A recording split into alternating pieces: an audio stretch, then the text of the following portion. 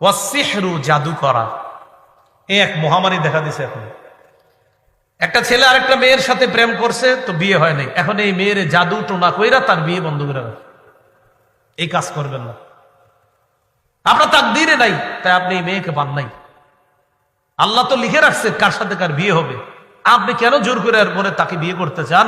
উল্টা তারে তো বিয়ে করেন না, তারেও জাদু করে নষ্ট করে দিতে চাচ্ছেন। তার পুরো পরিবারটাকে আপনি জাদুর মাধ্যমে পুরাই ধ্বংস করে দিতে যাচ্ছেন। এগুলো হারাম, এগুলা ঠিক না। যে ঘরে এই সমস্যা আছে, নিয়মিত সূরা বাকারা পড়বেন, নিয়মিত সূরা বাকারা পড়বেন। যদি একটু বড় সূরাটা, তের বড় এই জাতীয় ঝামেলা থাকলে, যদি দেখেন কোনো ঘরে জাদু টোনার আশঙ্কা আছে, মেয়েটার বিয়ে হচ্ছে না, আর আপনাদের মনে হচ্ছে কুফর করছে, জাদু করছে, সূরা বাকারা পড়বেন।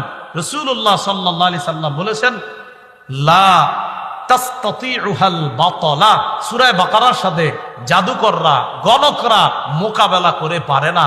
যেই ঘরে সূরা বাকারা তেলাওয়াত করা হবে, ওই ঘরে কাউকে যদি জাদুকারীরা ক্ষতি করতে চায়, তাও পারবে না ইনশাআল্লাহ।